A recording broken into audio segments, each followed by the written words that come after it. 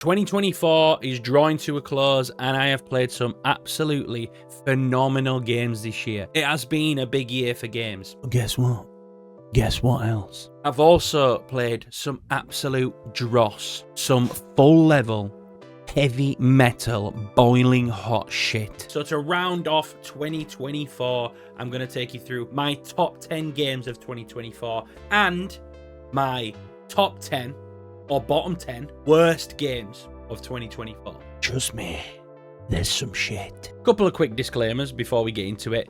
This is a one-man operation, okay? I obviously haven't played every fucking game that came out this year. So there is going to be some obvious omissions. Black Myth Wukong, haven't played it. Dying to play it. It's on all the top 10 fucking lists. It was nominated for Game of the Year. I haven't played it yet, so it's not going to be on my list. But if I catch any heat in the comments for not putting Black Myth on this list, I'm going to fucking... Final Fantasy Rebirth, haven't played it.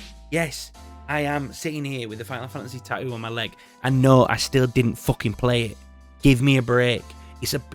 It's an investment. I've had a busy year. You could probably see from my uploads this year. It's been busy. What else? Indiana Jones. I've not played it yet. Apparently that's really good. I'm going to play that on stream though, so follow me on Twitch. Follow me on Twitch! By the way, all subs in this last week of December earned themselves a special place on my Christmas tree. As in, I write your name on a bauble and put it up there. There's also undoubtedly going to be some omissions from the worst side as well, because a lot of shit games exist. So the 10 on my worst list are specifically ones that I felt like I could enjoy them, or I was hoping that I enjoyed them. I was duped by the system, thinking they would be good games. And there's a couple sprinkled in there as well that I just thought were funny. Okay, let's get into it.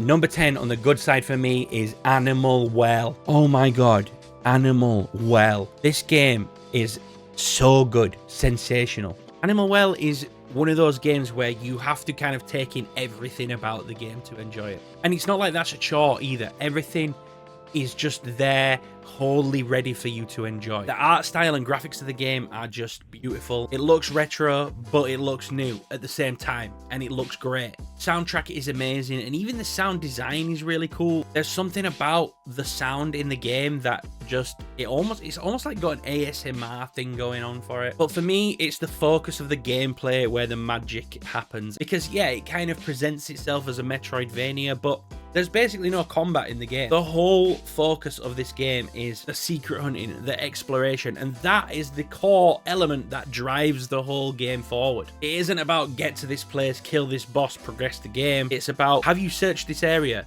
Have you searched this area enough? Have you figured out the puzzles that exist in this area to find that thing, to do this thing, to progress the game? And once you've done it all, have you fucking searched again? Because trust me, there are things that you've missed in this game.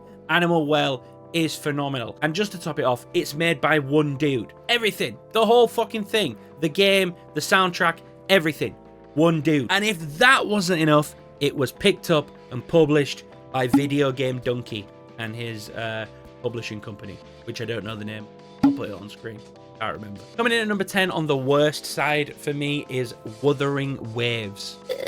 Don't get it. I don't get why people stand this fucking game. This seems to be a running theme in video game releases at the moment. It's like, let's take the concept of another game, completely replicate it, essentially take someone else's game, make it again, and put it out under our branding. That's what Wuthering Waves is from Genshin Impact. Now, slow down. I'm not a huge Genshin Impact fan either. I've tried it multiple times actually, and I can see its value. Luckily for me, I live in a house with Vicky, who has put literally hundreds of hours into Genshin Impact, and I feel like even though I haven't really experienced it myself, I understand the game. And one of the things that impresses me the most about Genshin Impact is just how well it works. Genshin Impact just seems to work. They're constantly updating content for it. Wuthering Waves tries to replicate that in every single form, but it just doesn't work. The game just isn't as well optimized. And my thing is, okay, fine, a lot of games are not as well optimized as Genshin Impact, but if you're gonna take a game's whole formula, whole package, whole aesthetic, everything, and you're gonna try recreate it, it's got to be at least as good as the one that already fucking exists. Otherwise, it's a complete waste of time. Now, if I have such strong feelings about it, why did I even try it out in the first place? Because the one gripe that has kept me from becoming interested in Genshin Impact is the fact that they haven't got a lock-on feature. So when you're fighting enemies, you can't lock onto them. Now, Wuthering Waves has that feature. So I'm like, great, this is it. This is the Genshin Impact for me. It's not. It's bad. Coming in at number 9 on the good side is Thank Goodness You're Here. Hey, by gum, a game about Yorkshire from a Yorkshireman. There's no way that an American audience is going to enjoy this game on the same level that I enjoyed it. Because the best thing about this game was the constant chuckles, the constant laughs, because if your eyes are peeled, they are everywhere. And if that isn't joy, I don't know what is joy. How many times do you play through a video game and audibly laugh? And I guess a lot of the humor is just because it feels like it has no place in a video game, yet here it is. And it's the main focal point. There's even a dialect option which allows you to change the subtitles to their kind of phonetic sounding spelling, I guess, like how they'd sound if a proper Yorkshireman said them. When you first fire the game up, the first thing it asks you is, are they from town? And the answers you can pick from are dead right or sorry what. And if you're falling on the sorry what side, this is going to be a slightly different experience for you. The local shop is called Price Shaggers. Price Shaggers. Again, if you aren't getting any of this, fuck off. Bling the hook. You can tell that Thank Goodness You're Here took inspiration from the likes of Untitled Goose Game, because you have to do things in order to open up new areas and be able to get to new places. The game itself is fine, it's fun, it has a sense of progression that is enjoyable, but not unlike Animal Well, where we talked about the main focal point of the game not being action orientated. This is the same, but it's humor. It's all about humor, it's all about having a laugh, it's all about absorbing the world, enjoying the things that you see in there, having a laugh along the way, and the characters, man. The characters are fucking brilliant. Thank Goodness You're Here. If you're English, you're going to enjoy this game. If you are from Yorkshire, you're going to fucking love this game. If you're from the US or anywhere outside of the UK, you might find it a little more difficult to enjoy. But have a go. Anyone in the comments not from the UK, tell me if you vibed with it or not. Now back to the bad list, and coming in at number 9, we might as well stick with an indie title since we just talked about an indie title on the good side, but we're gonna go with Teenage Mutant Ninja Turtles Arcade Wrath of the Mutant. This is shit.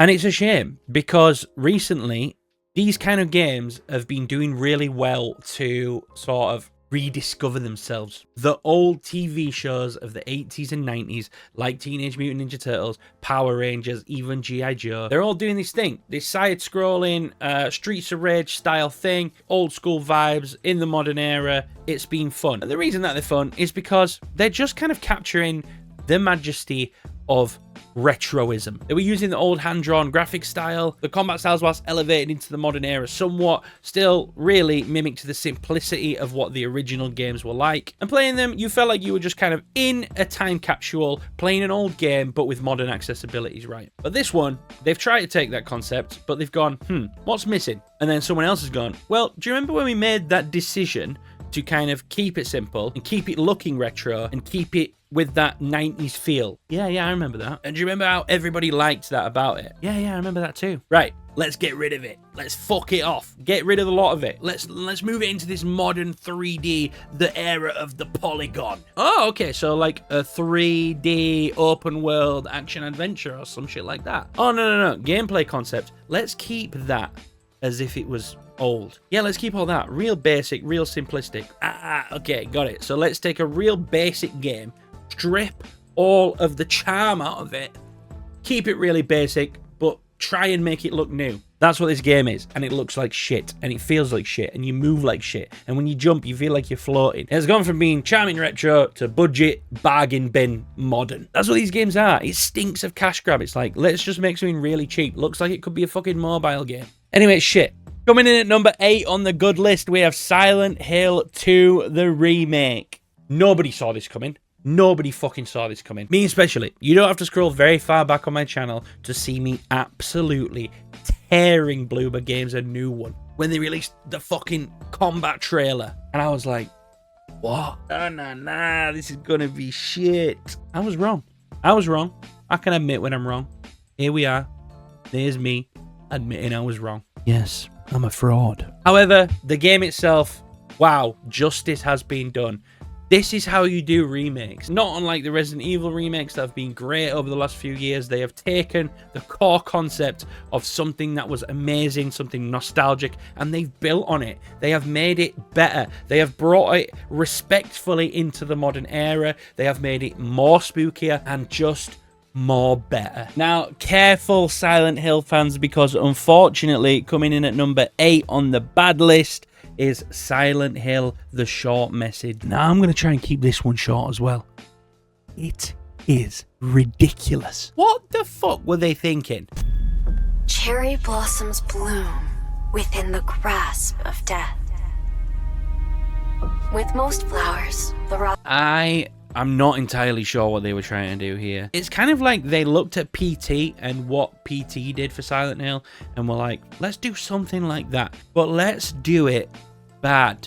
Now, I guess we can applaud them in some ways for kind of tackling subject matter that you kind of don't really see that much in video games. However, it's like they've taken this good idea of the things that they wanted to base the game around, and they've done it poorly. There are a lot of other indie games that do this kind of thing. This isn't groundbreaking. What Remains of Edith Finch, brilliant example of a really interesting and unique way at telling a tale about generational trauma. The thing that PT did so well is PT took a single concept and fleshed it out into this short horror experience. A short message is a fucking ironic title because yeah, it's short, but what they try to do is they try to jam pack every single Silent Hill trope into 2 fucking hours. And so you end up doing this thing where you're like bouncing around all of these different like types and styles, and there's not a moment where you just sort of feel invested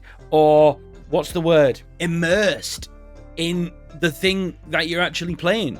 And yeah, okay, it's a free game and I'm complaining about it. Fair enough, it's a free game, fire it up, play it yourself, and then you'll feel the same way that I feel about it. That even for a free game, the time it took to download and the memory it took on my hard drive was a little too expensive. Number 7 on the good games, Elden Ring, Shadow of the Erdtree. Yes, I was complaining that Shadow of the Erdtree was up for Game of the Year because it's not a full game. And yes, I have included it on my top 10 games of the year. Look, it's a pretty well fleshed out experience and it was a great release. It's fucking Elden Ring. It's Elden Ring, but more of it with some interesting new concepts. If you've played Elden Ring, you do not need me to be explaining to you why this game deserves to be revered about. But should it have been a Game of the Year nominee? No, save that for the games. Just make a DLC category. And also, if you watch the short where I'm complaining about it being in the Game of the Year category, then you'll know that it wasn't really about Shadow of the Erdtree,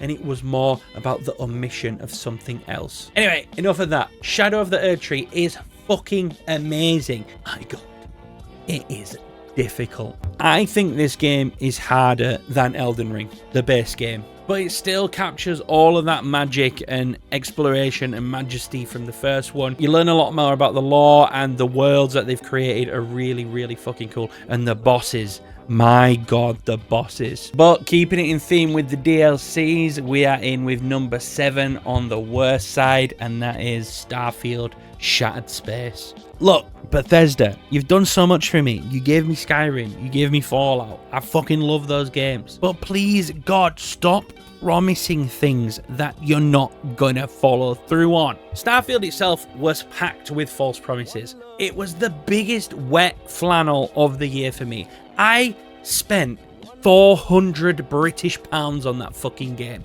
because I bought an Xbox Series X to play it. And if you haven't noticed, I'm bitter about it.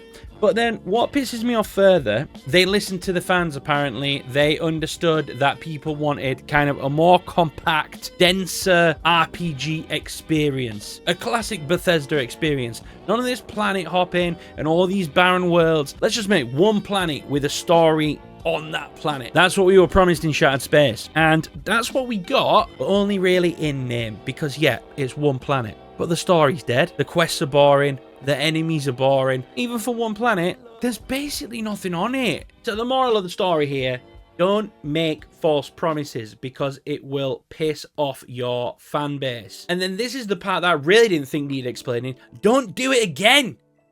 Don't fucking do it again a year later. Okay, guys, we're sorry about the first mess, but what we're going to do is we're going to make this new thing for you that is more tailored to what you were expecting of us. Well, where is it? Because it's not Shattered Space. Number 5 on the good list. Hell yeah! Helldivers 2. This game came out at a peak time for me because I was fuming with a certain other game that I'm going to talk about in a little while. Helldivers 2 is undeniably a very, very fun game. A great game to play with friends. It's kind of like mindless fun. Nothing in this game is to be taken too seriously, but also everything in the game just kind of works and feels good to do. It has the cool, unique mechanic where I forget what they're called, where you've got to like, if you want to like call weapons down and shit, you have to like kind of punch in a code. It's almost like a cheat system. Do you remember when you used to play Grand Theft Auto and you wanted the tank, so you would punch in the code? You know, you had 5 stars of police on you and you had to punch in the code and get rid of the stars, but you had to do it super fast. That's a mechanic baked into Helldivers, which I found really, really fun. I even macroed some of them to my stream deck. Yes, that is cheating. But yeah, I enjoyed my time with it. And if I had more time, I would have spent more time on it. But Helldivers 2, that is a fun time. Obviously heavily influenced by the Starship Troopers game. And it's everything you'd want from a Starship Troopers experience. But you know what isn't what you'd want from a Starship Troopers experience? Well, that would be number 6 in our worst list. That is Starship Troopers Extermination. Yeah, that's right. We know that Helldivers is heavily influenced by the 1997 film Starship Troopers. And so you think Starship Troopers franchise see that success, want to get themselves back in that video game market, so they release a Starship Troopers game called Extermination, and it's rubbish. And it's kind of sad, really, because it feels like Starship Troopers is a Helldivers 2 clone, when really Helldivers 2 is a Starship Troopers clone. But Helldivers 2 just did it so much better. Starship Troopers Extermination just feels fucking lifeless and boring, and just kind of doesn't do the things that you would expect from a shooter of this kind to do well. Again, feels like maybe a bit of a cash grab, like they were just using the name to throw something together to create a revenue stream. But whether you came up with the concept first or somebody else did the concept better, you always have to be better than your opponents in the market. And your opponent in the market, Starship Troopers,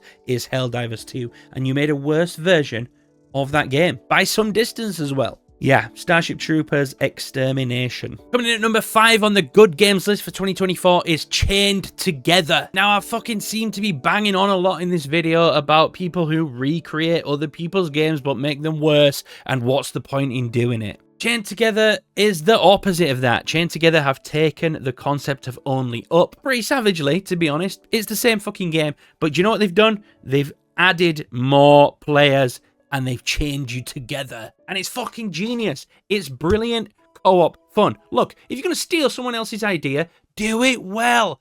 That's all that fucking takes. Chained Together is excellent. It's so much fun. And it's proof that we see time and again that sometimes the simplest concepts can be the most fun. Sometimes you just got to say fuck you to the huge budgets and the 10-year development cycles and the triple or quadruple A games. Just say, let's make something simple. Unlike number 5 in the terrible games of 2024 list, which is the world's first quadruple A game, Ubisoft's Skull and Bones. This is hot fucking garbage. How this game even made it out is beyond a joke to me. The concept of creating a pirate game should not be this difficult. Who the fuck doesn't want to be a pirate? Just make a pirate game that lets us do pirate things. Sea of Thieves, not my favorite game in the world. A lot of people fucking love it though. And do you know why? Because it at least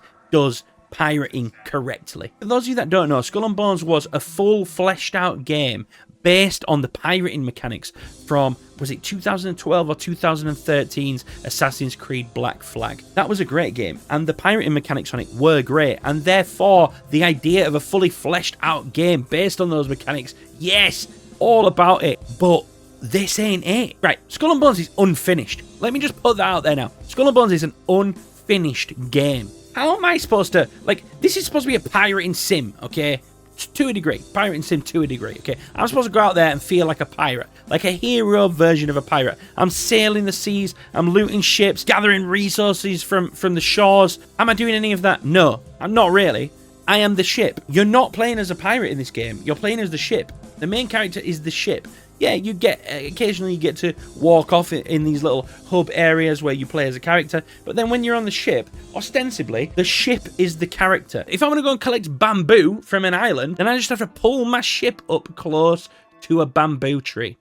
And then I press a button and I collect the bamboo. No, let me get off the fucking ship and let me go explore these islands. If I'm going to raid another ship, do I actually get to do that? No, I just have to get the enemy ship down to a certain amount of health and then press a button and a cutscene plays out. I don't get to do any of the good shit that I want to fucking do! 10 years it took them to put this piece of shit together. And they're giving it all this quadruple A game. Like, did you not play your own fucking game? Did you not see what you had created? Did you look at that game and then look at other AAA titles? God of War Ragnarok, Ghost of Tsushima, The Last of Us Part 2, whatever, all these huge games. Did you not take a look at them and think, hang on a minute, guys, this is shit. There might not be enough here. There's not even as much to this game as the game you based it off. Assassin's Creed Black Flag is better than this game. There's more to do in Assassin's Creed Black Flag than this game. How can you call it a quadruple A title 10 years down the line and have less to do? And we're back. Coming in at number 4 on the good games of 2024 list is Prince of Persia: The Lost Crown. I get it in the neck off my friend JC all the time for saying this is an underrated masterpiece. This is an underrated masterpiece. Okay, masterpiece is probably a bit of a stretch. This game, it bombed, but it's a really, really fucking good game. As far as Metroidvanias go, this is it. This is the best one that was released this year. It's so much fun. There's so much exploration. The combat's good. It is just everything that I would want from one of these games. And do you know what stings even more? It's made by Ubisoft. And Ubisoft put out Skull and Bones this year. Maybe Ubisoft, if you weren't putting out shit like Skull and Bones, then people would be more inclined to buy your games because there are some good fucking games out there that you create. It is no secret that I think the most underrated game that exists right now is a game called Immortals Phoenix Rising, which is a Ubisoft title, which is absolutely incredible. It's like Ubisoft are really, really good at making good games by accident. Whenever they try to make a decent game, it pretty much flops. But then things like Immortals Phoenix Rising and this, the Prince of Persia: A Lost Crown, it's a great Metroidvania and you should really, really check it out. Not for them, for you, because you deserve the experience, because it really is that good. Coming in at number 4 on the bad games of 2024, we have Quidditch Champions. This is just depressing more than anything else, isn't it? I mean, I don't know what I expected from this game. I don't think I expected much, but the idea was there, right? The concept was there. How long have people wanted a proper quality Quidditch game, but it just feels cheap? Like the kind of game that is just going to get very boring very quickly. And it did. Really, really quickly, in fact. Played it once. Unfortunately, much more entertaining than actually playing Quidditch Champions is watching real life Quidditch. That is a thing that people do. They play Quidditch in real life with brooms on foot. The idea could have been cool, online multiplayer, PvP. It could have been awesome, but the game itself is just lackluster. And there's just not enough there to keep you playing beyond an hour or 2 hours. 3 hours tops. Absolute. That's the ceiling. Number 3 on the best games of 2024 is Dragon's Dogma 2. A lot of people didn't like this game. Fuck you.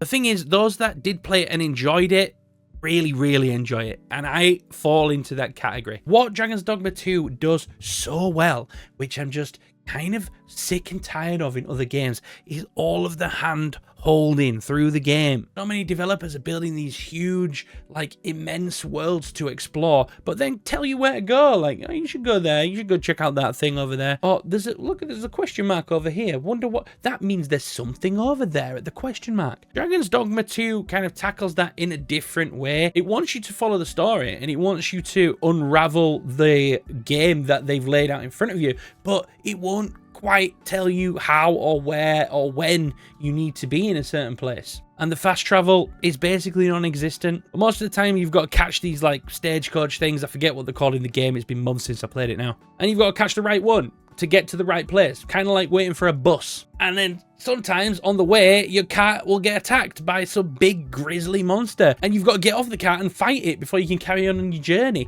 And then sometimes your cat will be fucking destroyed by the enemy that you got off to fight, leaving you stranded in the middle of nowhere. And you can only walk on foot. You can only get there on foot. There's things where you have to meet people at certain places, but if you're not there at the right time of day, then you won't find them. It also kind of takes the Red Dead Redemption 2 Grand Theft Auto 5 thing of them being like random encounters in the open world, and it applies them to this sort of magical fantasy world, and I love that. It's really, really good. The game is not overly difficult. It's just about the experience and the journey, and there's like probably 50 plus hours of good RPG in there. I thought this was deserving of being up there with the best games talked about this year, and that's why I'm doing it. Number 3 on the bad games of 2024 list is unfortunately Alone in the Dark, the reboot with Charlize Theron and the copper from Stranger Things. Now, is this game an absolutely terrible game? It's okay, but is this game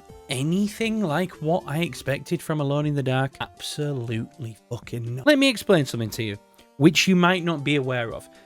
Alone in the Dark was essentially the creator of what we call today the survival horror genre. The original Alone in the Dark came out in like 1992, I want to say, or 1991. I should probably start fact checking these things before I make videos, but I'll put the release date up. Anyway, that being said, Resident Evil, who many people think created this whole genre, that didn't come out until 1996. Alone in the Dark is the birthplace of survival horror games as we know them today. And so when we found out that we were getting an Alone in the Dark reboot, my God, yes. I mean, survival horror is flying right now. Resident Evil 1 to 4, every single one of them, the remakes are brilliant. Silent Hill 2 coming out this year, which we've already spoke about in this list, which was fantastic. And then Alone in the Dark. And you see, the thing is, they made one fatal mistake. They decided in this game they didn't want to do the thing that they originally created. So you've got these like two sides to the game. The one where you're exploring the mansion and you're doing puzzles.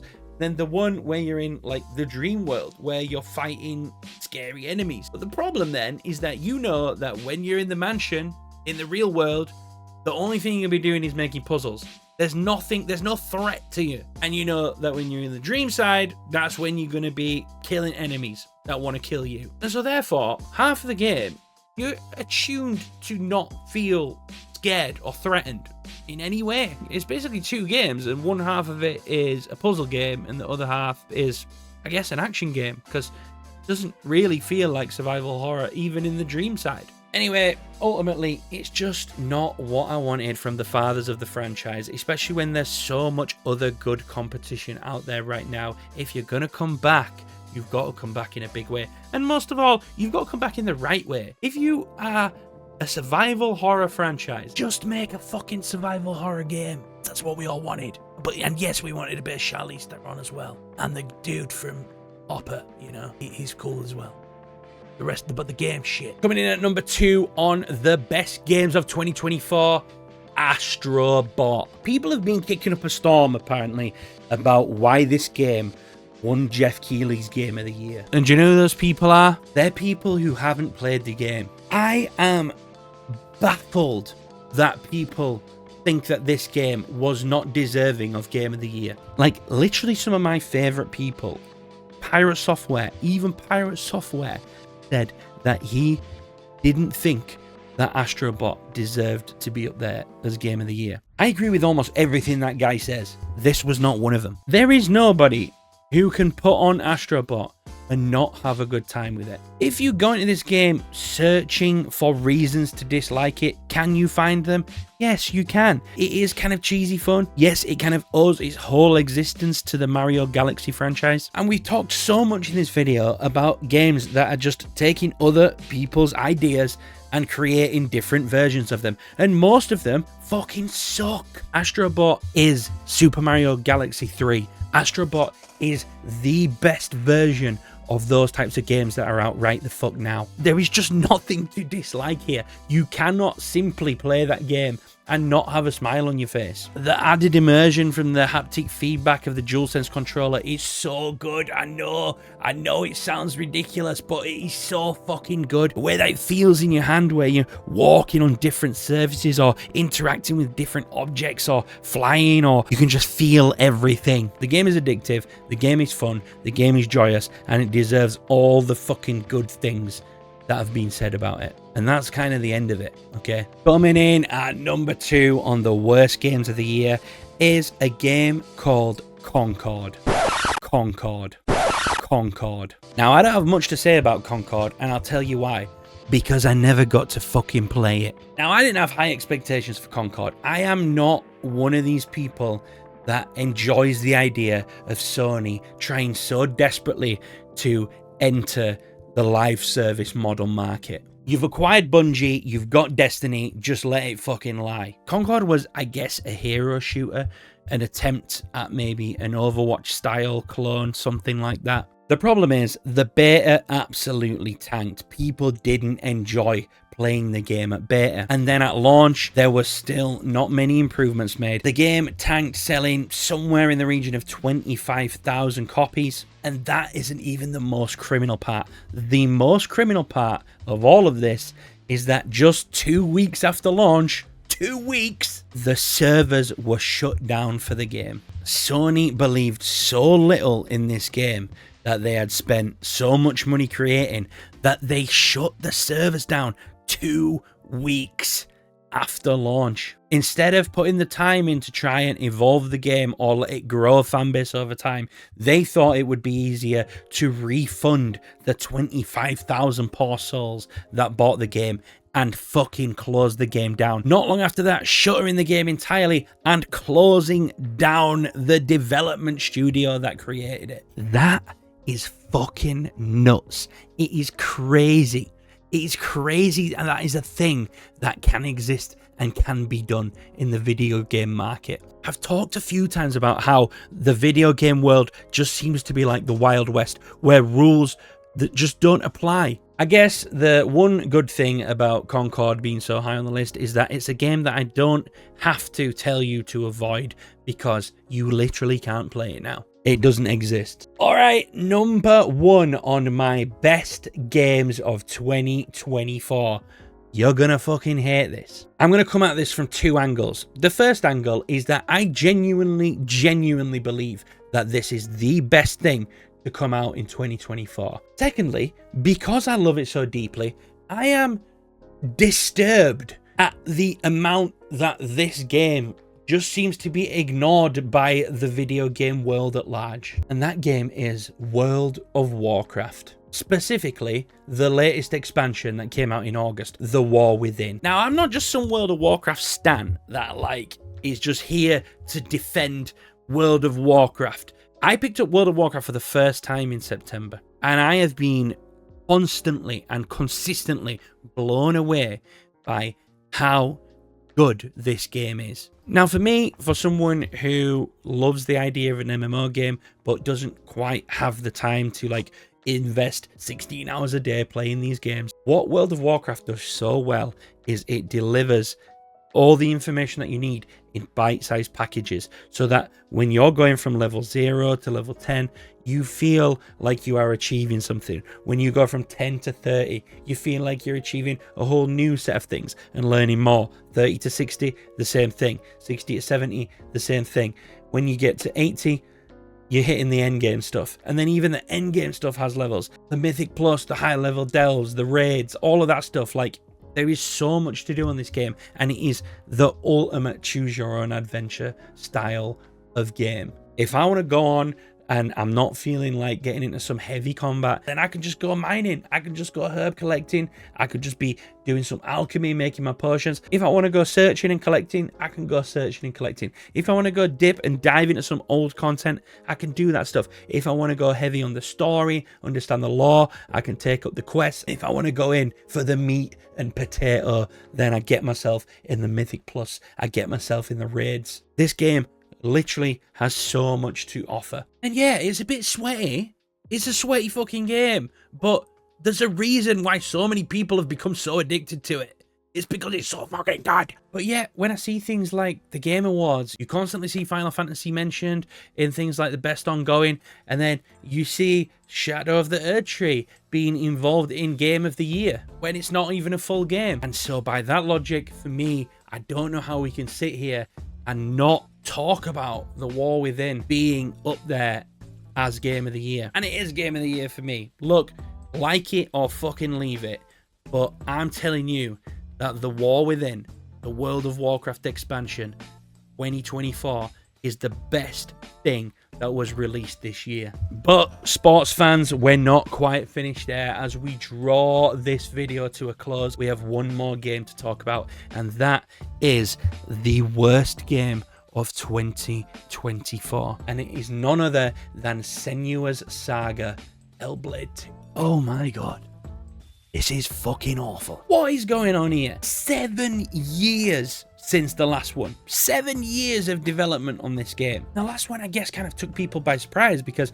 it dropped on Xbox on Game Pass and everyone was like, oh, what's this? Like, yeah, it was a bit of a walking simulator, but the graphics were fantastic. There were elements of like gameplay that you thought, ooh, if this was fleshed out, this could be fucking awesome. The whole internal monologue thing that was going on, it was delivered in such a like pertinent way. It was easy to be excited for the second one because it felt nailed on. It felt like it was such an obvious thing to take all of those things that the fans wanted fleshing out from the first one and doing that for the second one. Well, guess what?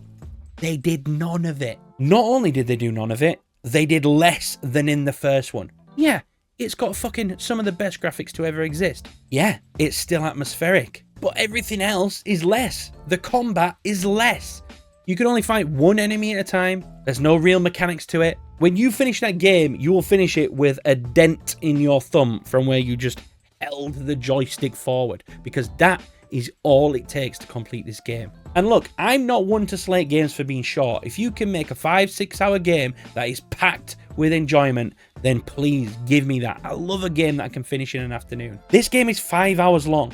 5 hours long, took 7 years to develop, and it's 5 boring as fuck hours. It is so fucking dull. I do not know how this game got released. Anyway, so there you have it. My top 10 best and worst games for 2024. What a year it's been. Go follow me over on Twitch or watch me here on YouTube live. We're playing all sorts of games. I've got tons of ideas for content for the next year. I'm very, very excited going into 2025. Please leave a like if you enjoyed the video. Subscribe if you're new to the channel, and I'll see you in the next one.